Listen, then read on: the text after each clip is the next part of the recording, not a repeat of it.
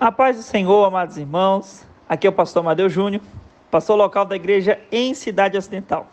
E é com muita alegria que damos continuidade à leitura e comentários do livro de 1 Crônicas. Bom, dando continuidade sobre o assunto das alianças, queremos encerrar hoje com a aliança davídica, que é o ponto central do livro de Crônicas. Que Deus continue nos abençoando. Queridos, já falamos das seguintes alianças. Falamos sobre a aliança adâmica, de Deus para com Adão. Falamos da aliança de Noé. Falamos da aliança com Abraão. Assim como também falamos sobre a aliança mosaica. E hoje daremos continuidade falando sobre a aliança davídica. Bom, chegamos a uma das alianças mais lindas já feita. Essa aliança transcende o mundo material. Reflete acerca de um Deus que é dono da história. Vamos falar sobre a aliança feita com Davi, ou seja, uma aliança de Deus e Davi. Aliança essa que também é conhecida como aliança davídica. Essa aliança tem seu início na unção a rei que ele recebeu. Em 1 Samuel, no capítulo 16, diz que o Espírito do Senhor se apoderou de Davi. Daí podemos ver o início de uma aliança extraordinária, que não apenas seria importante para Israel, como também a toda a humanidade. No entanto, a confirmação categórica a essa aliança davídica só viria em 2 Samuel, no capítulo 7. Quando a Bíblia nos diz que, quando teus dias forem completos, e vierem estar dormindo com os teus pais, então farei levantar depois de ti a tua semente, que procederá de ti, e estabelecerei o seu reino, e confirmarei o trono do seu reino para sempre.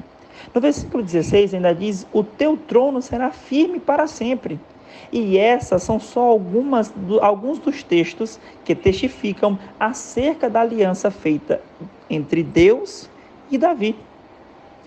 A promessa feita a Davi era que seu reino seria eterno, uma dinastia perpétua. O salmista, no Salmo 89, relata que manterei o meu amor por ele para sempre, e a minha aliança com ele jamais se quebrará. Firmarei a sua linhagem para sempre, e o seu trono durará enquanto existir céus, e a sua linhagem permanecerá para sempre, e o seu trono durará como o sol, e será estabelecido para sempre como a lua, a fiel testemunha no céu. Queridos, várias outras passagens mencionam esta aliança como eterna. Uma delas, inclusive, está em Jeremias capítulo 33. É importante nós destacarmos aqui que, apesar da palavra aliança não estar empregada no texto de Samuel, entretanto, ela está implícita, clara e óbvia, como o salmista destaca. Davi não teria apenas um reino de continuidade, mas sim um reino eterno. Louvado seja Deus! Já que agora fizemos uma introdução a esta aliança, vamos ver o poder e a manutenção dela no livro de Crônicas. De acordo com Crônicas, a aliança davídica é o elemento que mais claramente expressa o significado da continuidade de Israel como um povo de Deus. Podemos encontrar essa forma de aliança abertamente mencionada somente em 3 passagens lá em 2 Crônicas. Ela é mencionada especialmente em relação com a promessa de Deus a Davi, em 1 Crônicas capítulo 17. Essa aliança também é o que dá sentido a 2 dos maiores temas que percorrem os livros de Crônicas. São elas, a dinastia davídica e o templo de Salomão. A dinastia ali no capítulo 28 e 29, o templo 17 e 22, são só algumas das passagens que encontramos esse assunto. Essa aliança foi feita por Deus. Então, quem cuida, resgata e restaura a aliança, quando ela está ameaçada, como aconteceu também na liderança de Davi, no momento em que a espada do juízo de Deus foi terrivelmente levantada contra Jerusalém. É o próprio Deus, irmãos, é o próprio Deus quem cuida e guarda e restaura esta aliança. Amados, Deus já tinha uma aliança com toda a Israel. Agora essa aliança eterna se estende a Davi e aos seus descendentes. Apesar disso, a linhagem davídica corria o risco de ser assolada por uma desastrosa aliança entre a dinastia de Davi e Acabe. Mas Deus é quem mantinha sua promessa, pois independentemente de qualquer falha por parte dos descendentes de Davi, a promessa estava de pé. E isso não significa que não havia consequência para eles. Pois fica claro que em 2 Samuel, no capítulo 7, no versículo 14 e 15, diz que: escolherei um dos teus filhos para sucedê-lo, e eu serei o seu pai, e ele será meu filho. Quando ele cometer algum erro, eu o punirei, mas nunca retirarei dele o meu amor, como retirei de Saul, a quem tirei do seu caminho. Que promessa extraordinária! Vale lembrar que o versículo 16 diz que: quanto a você, sua dinastia e seu reino permanecerão para sempre diante de mim, e o seu trono será estabelecido para sempre. Foi exatamente o que Deus fez durante o exílio. Deus cumpriu a sua parte da promessa de que, se eles se afastassem de Deus, Deus os castigaria. Deus jamais desiste da sua fidelidade. O salmista, no Salmo 89, diz: não violarei a minha aliança, nem modificarei as promessas dos meus lábios. Louvado seja Deus! O cronista destaca a escolha da família de Davi, especialmente a de Davi e Salomão, lá em 1 Crônicas capítulo 28. A cidade de Jerusalém e o templo e os sacerdotes levitas também são destacados em 1 Crônicas capítulo 15.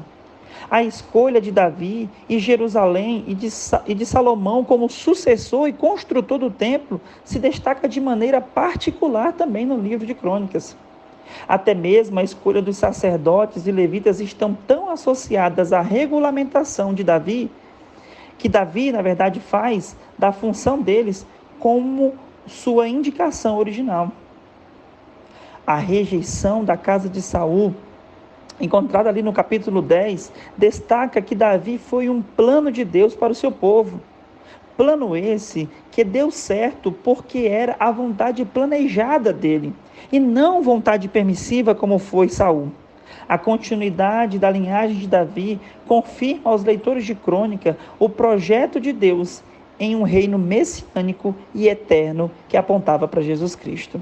A garantia do compromisso de Deus é expressa no refrão do salmista: porque o seu amor dura para sempre, onde a mesma destaca-se muitas vezes no livro de Crônicas, entre elas no capítulo 16, versículo 41. A aliança com seu povo dependia mais do amor de Deus do que das obras de Israel. A expressão que está em 1 Crônicas, capítulo 17, seja certa para sempre, é instrutivo. Ela faz acrescentar ao texto mais antigo para confirmar a imutabilidade dos planos divinos. No livro de Crônicas, a menção sempre é feita ou à natureza eterna da aliança ou à permanência dos propósitos de Deus. Deus tem a intenção de habitar permanentemente no templo de Jerusalém, como destaca 1 Crônicas capítulo 23, onde os sacerdotes e levitas deveriam ministrar diante dele para sempre. No capítulo 15 encontramos isso. A terra foi prometida e seria para sempre de Israel, durante o tempo em que eles obedecessem ao Senhor Deus. Em Crônicas capítulo 28 destaca tal questão. O reinado concedido à família de Davi é uma promessa que Deus garante pessoalmente. E confirmarei o trono de seu reino sobre Israel para sempre, em 1 Crônicas capítulo 22, versículo 10. Deus sempre preserva e protege a sua relação com Israel, como podemos encontrar também em outras passagens bíblicas, a exemplo no livro de Números, capítulo 18. Louvado seja Deus! Precisamos mencionar uma questão crítica aqui. Já destacamos que o trono de Davi duraria para sempre conforme a promessa de Deus. Entretanto, anos mais tarde, em sua ordem final a Salomão, Davi incluiu essas palavras: se os seus descendentes cuidarem da sua conduta e se me seguirem fielmente de todo o coração e de toda a alma, você jamais ficará sem descendentes no trono de Israel. Óbvio que Davi está lembrando Salomão da promessa de Deus para com Davi. Aqui podemos destacar que sim, existia uma condição para que essa promessa firmasse sobre os descendentes de Davi. Leia também, meu irmão, o Salmo 132, que vai também destacar essa questão. Vem que eu te explico melhor sobre isso.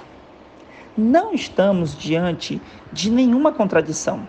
Fica agora evidenciado que o reino de Davi duraria para sempre, independente daquilo que o homem poderia fazer, como também já mencionamos. Assim como também que os filhos de Davi são obrigados a andar no caminho de Deus. Caso contrário, deixariam de se assentar no trono de Davi, seu pai. Assim, o conserto era eterno, somente se os governantes de Judá permanecessem em obediência e fidelidade a Deus. Em 1 Crônicas, capítulo 17, destaca isso. Podemos ver que a partir da monarquia davídica e do templo, fica claro o conceito de aliança, firmada na promessa de Deus, que a tua casa e o teu reino, se referindo a Davi, para minha casa e meu reino, se referindo a ele mesmo. Deus se referindo de que a casa de Davi seria para a casa do Senhor. O trono sobre o qual Davi e seus sucessores se assentaram é, na verdade, o trono de Deus. E o reino sobre o qual eles estavam era, na verdade, o reino de Deus. Louvado seja o nome do Senhor Jesus. O autor Martim, ele diz que, repetidamente, o autor de Crônicas associa o templo com o reino de Deus. Como na afirmação de Davi, ao completar os preparativos para a nova construção, Deus, Senhor, é o reino. Como ocorre com o interesse na eleição, na nova ênfase sobre a permanência da aliança davídica e a realidade do reino de Deus, demonstra que a aliança e o reino estavam ainda muito vivos, apesar da devastação causada pelo exílio. Fecha aspas.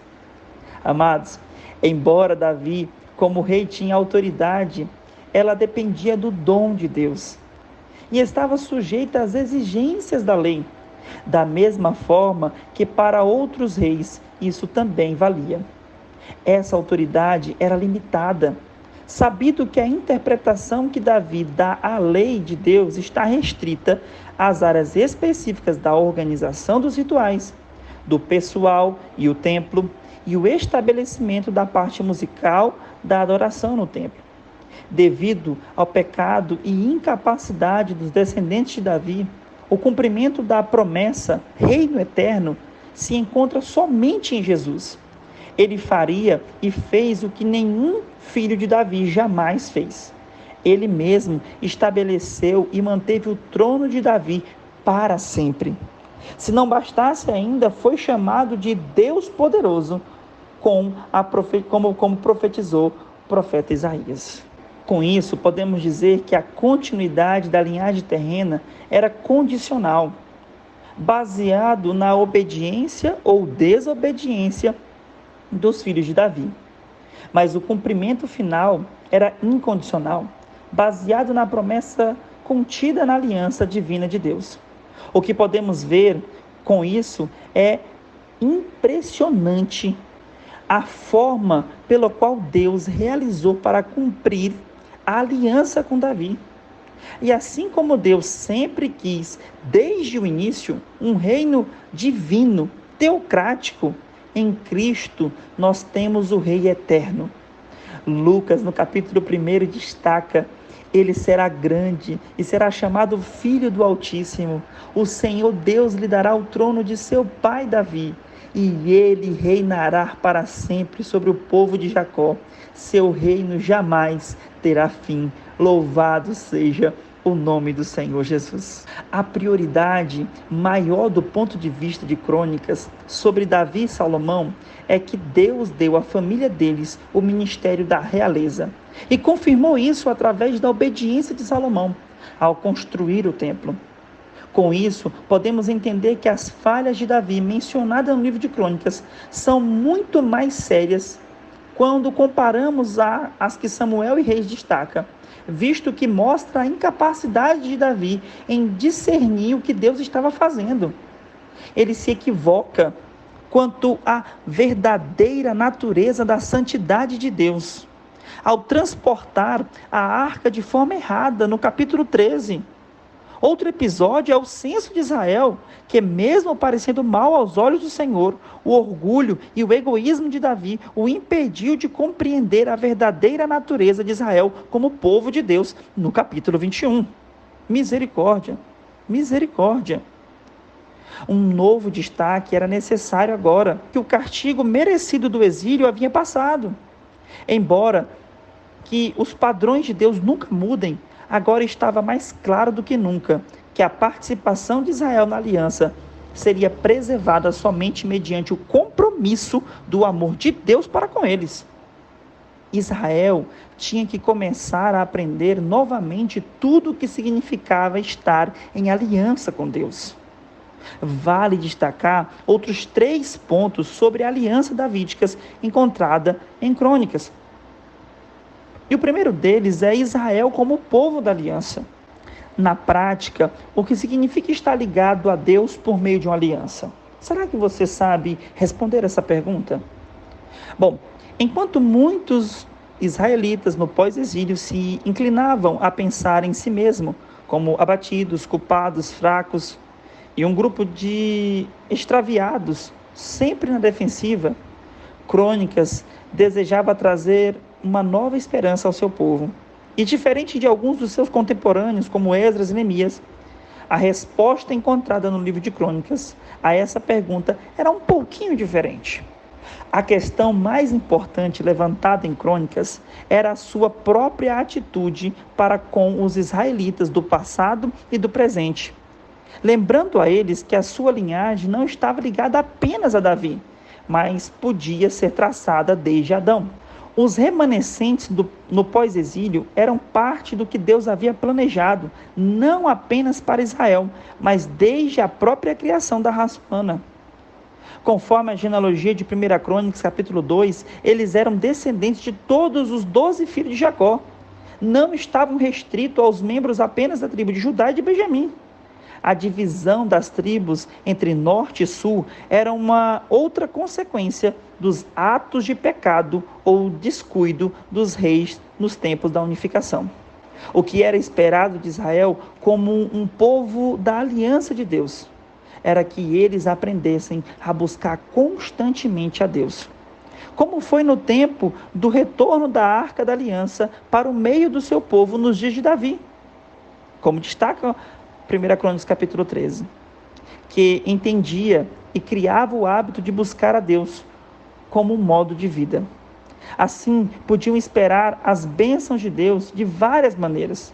Os benefícios podiam incluir desde Deus estar com o seu povo, como também ajudá-los e apoiá-los.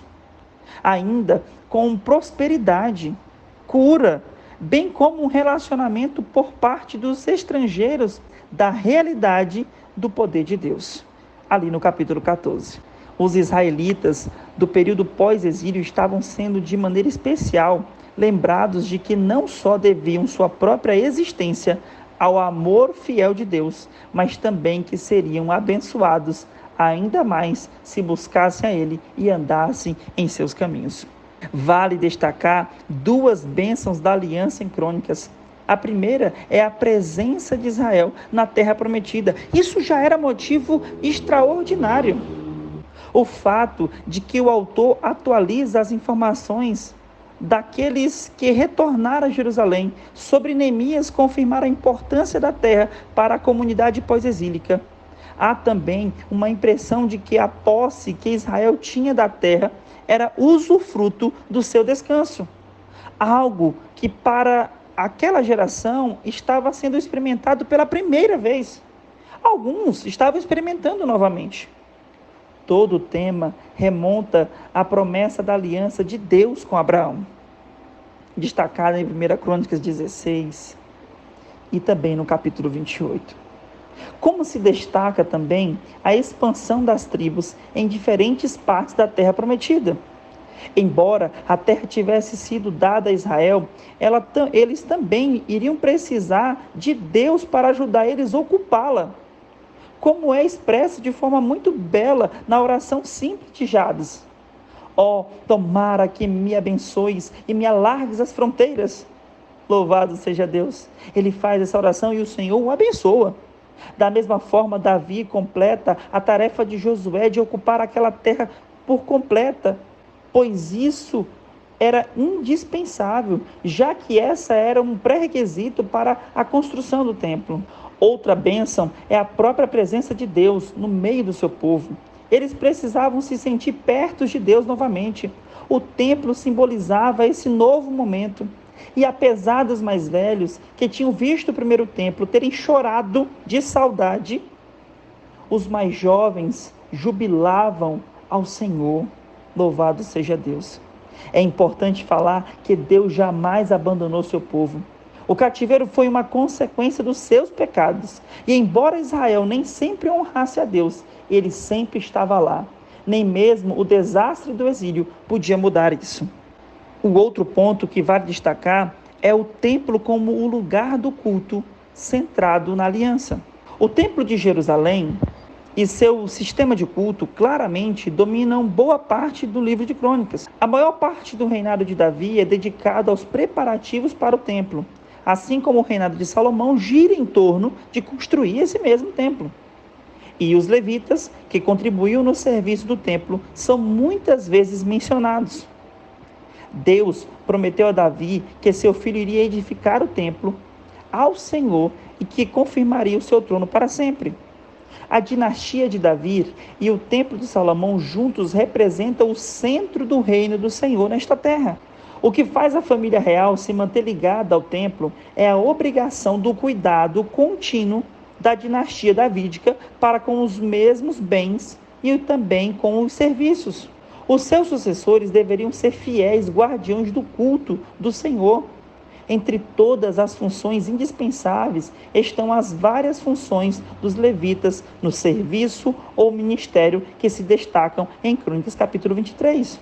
O propósito principal por trás disso parece ser mostrar a suprema importância do louvor e do sacrifício.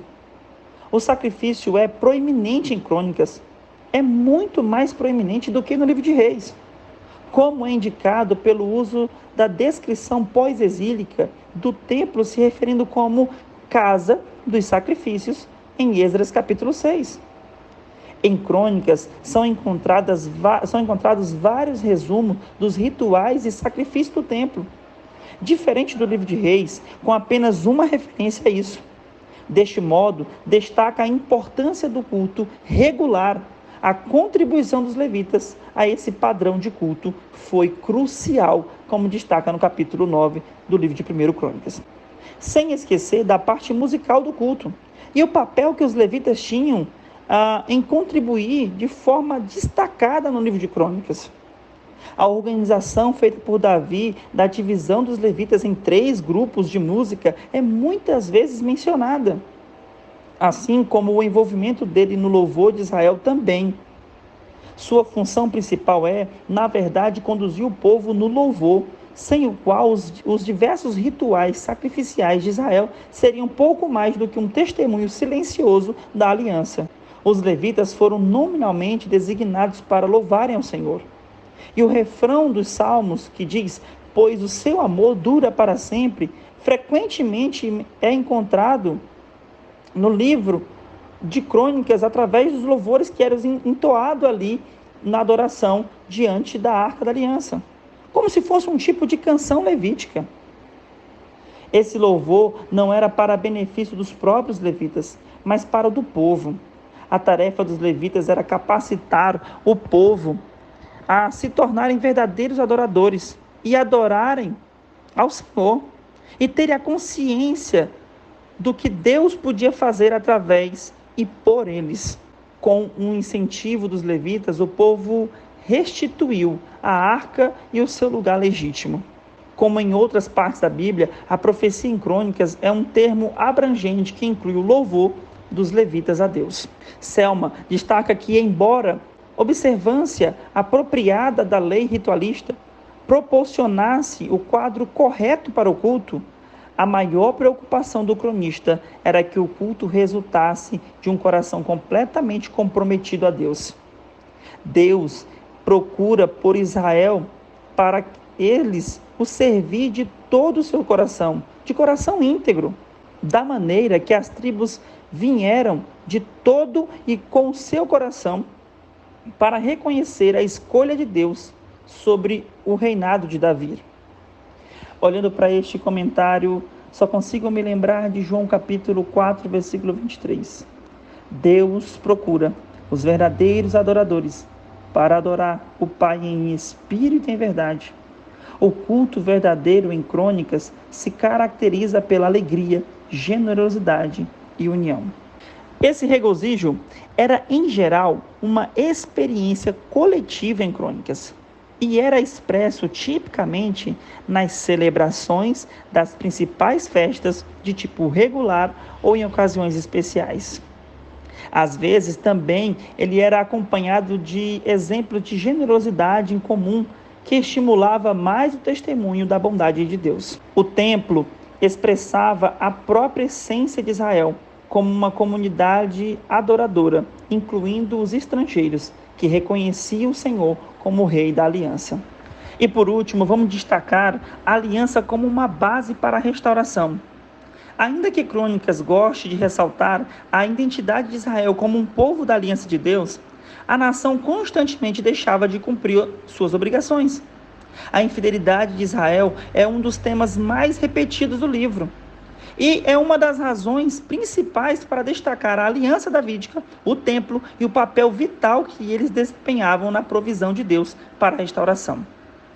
A atenção centra-se novamente nas duas palavras de Deus, que além do seu foco na inviolabilidade da aliança, também afirma o compromisso de perdoar e renovar o seu povo. O fracasso de Israel é particularmente evidenciado por meio do seu agir infiel e de sua infidelidade. Do início ao fim, Israel é culpado diante de Deus. Em razão dessa infidelidade, tanto o reino do norte quanto o reino do sul estavam sujeitos ao castigo do exílio. Reis individuais que se comportavam da mesma forma sofreram e perderam seus reinados. O exemplo de infidelidade e rejeição a Deus por parte de Israel são repetidos tantas vezes que o castigo de Deus parecia só uma questão de tempo. Mesmo aqueles que tinham reis bons foram infiéis. A queda do Reino do Norte resultou no exílio dos cidadãos do Sul. Apesar das boas intenções de Ezequias e Josias, esse problema não foi resolvido. E a ameaça do exílio pouco a pouco foi ganhando força durante a última década da existência de Judá, até o ponto que não houve mais adiamento. É claro que após o fim total de Judá, a experiência do acontecimento como um todo entrou profundamente na alma de Israel. E os efeitos ainda foram sentidos por um bom tempo, até mesmo quando começaram a retornar a Jerusalém. Davi faz uma declaração que vale a pena pontuar: caia eu nas mãos do Senhor, pois são muitíssimas as suas misericórdias. Davi é tratado de maneira mais positiva em Crônicas do que de Reis. Não porque ele estaria passando a mão na cabeça de Davi, mas porque ele vê a sua vida evidenciada explicitamente, mas porque a sua vida evidencia explicitamente a bondade de Deus para com o indigno. Diante das ruínas de Israel e da perca da monarquia davídica, o templo reconstruído é um sinal visível de que Deus ainda opera. Os que agora adoravam no templo tinham um papel importante a desempenhar, que era passar a sua fé às gerações futuras. As gerações pós-exílicas não apenas continuaram o passado, mas seguiram firme no propósito. Afinal, os propósitos de Deus permaneciam incompletos e o futuro estava aberto. E todo que crê em Deus sabe que Ele não abandona o que Ele começa. Ele ainda manteria a sua promessa de estabelecer um descendente de Davi. Esse seria o Messias. Amados e queridos irmãos, todas as alianças são lindas, mas a aliança davídica é extraordinária, pois ela aponta para Cristo, em seu reino eterno. Que Deus nos abençoe e a paz do Senhor.